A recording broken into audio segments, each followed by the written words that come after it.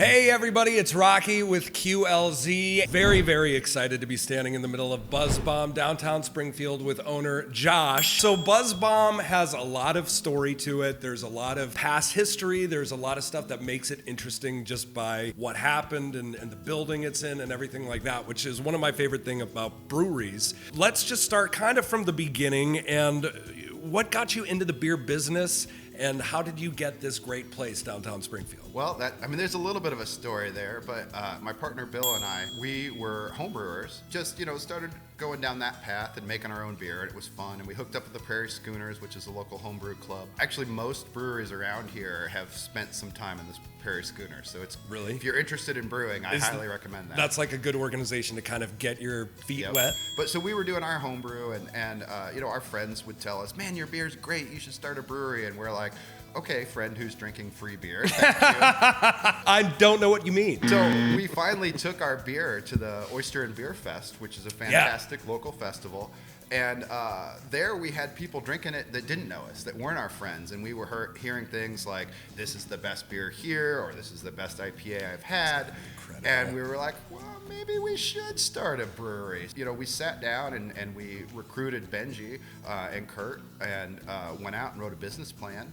And then 3 months later, we had purchased this building and secured financing, and we were off and running. Well, let's talk about the building. Tell us a little bit about the building and the background. We lucked out finding this place. We got a great deal on it. I'm very thankful for that. We wanted to be downtown. We felt like downtown was on the cusp of revitalizing, and that one, we wanted to be a part of it, and two, we thought we could help it. So when we found this place, we're like, we've got to have it. It is a historic building. It started life as a savings and loan. The old vault right there is our walk-in cooler. That's incredible. See, like stuff like that, I love. But with an old building, there are lots of problems. It can be tough getting a business started. There's a lot of red tape. We thought, we'd be open mid-2017. It was actually March of 2018 that we finally opened. And again, with a historic building, you've got a small footprint. So we had to go through a lot of different designs to figure out how can we fit all the equipment we need to fit in here. So there was a lot of headaches. You start tearing into things and you find somebody else's problem from 50 years ago. Did you find any notes or written, moving stuff around? We did. From some previous remodels, just notes on where walls should be or just That's random so crazy, stuff. Yeah. Well, I love the story about the vault. And there's an upstairs as well, right? There is. So downstairs, we did all the design and all of the work that didn't have to be permitted ourselves. We did a lot of flooring, we built all the furniture, we built the pipe lights. Upstairs we did the same thing, but we went down here, it's more of a rustic industrial vibe. Upstairs we wanted to fully lean into a mid-century modern look. We have a library up there, we have games. That's kind of our event space and quiet area. I want to talk beer. You have 14 currently that you're serving? We do. We've got about half of those are ours and half of them are guest taps. We usually run around 6 to 8 of our beers, the rest guest taps from other local breweries or ciders. So you do have Anvil and Forge on tap? Yep. As well. We can carry beer from other Illinois breweries that self-distribute, and we typically tend to carry local ones because we have always wanted and do our best to foster a brew community here in Springfield. Anvil and Forge, for example, and the rest of the breweries are our friends, and we try to support and work with them. That's the best thing about our downtown breweries is that not only is the beer great, and ours is the best. I'm not biased. Not at all. But you can come down here and have a beer here, and then walk a few blocks to Annville and have a beer there. Walk a few blocks to Obed's and have a beer there. You can stop into Terra Ferment and try beers from all over the world. It's a beer lover's destination. Going back to the beer, your beer. How do you come up with everything? That's my biggest. Do you have because I've noticed some people have a staple and then they keep that and then rotate other things. How do you work that? So we do have some staples, and it started through experimentation. We had ideas of what people liked just based on sales. You can look that up and be like, what kind of craft beers do people like? Yeah. But we wanted to, so we took that into account, but we brewed things that we liked, and then the ones that were popular, we keep brewing. The ones that were really popular, they are staples and they stay around. And then we're constantly experimenting and trying new things as well.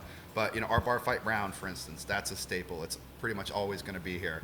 So Bar Fight Brown is one of your staples. What are the others? Orange Whip, it's an orange vanilla cream ale. That's probably our most popular. We have a couple IPAs that are staple. Our Old Ball and Chain is our flagship IPA, and then we have a Smash series called Hoppy Bukkake, or Daggers Drawn, depending on where you're buying it. But that's our Mosaic Smash is the most popular of those. Now, do you rotate your other beers seasonally? Seasonal plays into it. We have a backlog of beers that we know are great and people like, and in fact, we get complaints when they don't come back fast enough. But we were just talking about our seltzers earlier. For instance, those will come back, but right now we're focusing on our stouts and darker beers. So as the weather warms up, you're going to see those. Curse of the Golden Banana, our Hefeweizen, is another one that's pretty much year round. But some of the, like our Nordic Wit, is very popular, but it probably won't make a return again until the weather warms up. And then we always are mixing in just brand new ones. So we have a Czech Pils right now called Check Yourself Before You Wreck Yourself.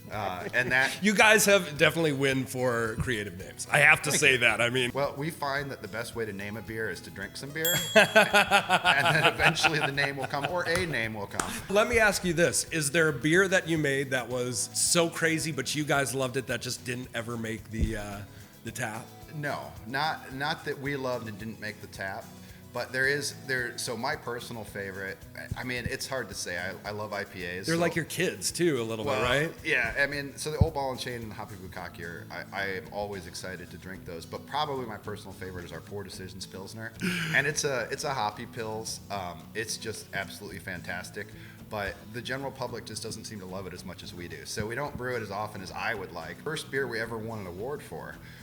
This was back when we were home brewers in the Prairie Schooners, and they did a vegetable beer competition. So we brewed a mushroom sage porter, and we won third place, I think. And it was not a beer we were ever going to brew again. I mean, it was drinkable, but it wasn't great. Any beer we put out is a good beer. It may not be a beer you like. There's even beers that we make that are not my cup of tea. There's a difference between a beer you don't like and a beer that's not good. Yeah. And we won't serve it if it's not good. I love breweries. They have great beer, but I also love food. And it's kind of, I don't know, maybe half and half. Some breweries have food, some don't. Do you guys have any food options? We actually have the best food in Springfield, because it's whatever you want to bring in here. Okay, that's awesome. That's cool. There's plenty of great downtown restaurants that will deliver down here, or that you can stop in and pick up something and bring in. Heck, if you want to bring a crock pot in and plug it in, it's fine. We do occasionally do pop-ups, so we'll have local caterers or companies that will do a pop-up food night, and they'll set up and they'll serve food, and we usually promote that, and it's typically very good. So keep an eye on our social media for food pop-ups. What's your absolute favorite beer that you have? Man, it's I know. Probably that Poor Decisions Pilsner. That's it. That's your favorite. I think Poor if you Decisions. made me pick one. That's my favorite. Hoppy Bukkake. I don't know. Poor Decisions Pill. That might be my favorite name. I love this beer so much. Thank you for being with us. I don't want anybody to miss out on this. So where do they go online to find you, in Springfield to find you, so they can enjoy? You can always start from our website, buzzbombbrewingco.com. It's got all our social links and events. Our Facebook page is typically most up to date, like new beer releases are announced there.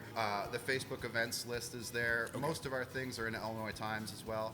So you've got a few options, but yeah, look for us on social media or buzzbombbrewingco.com. Buzz Bomb!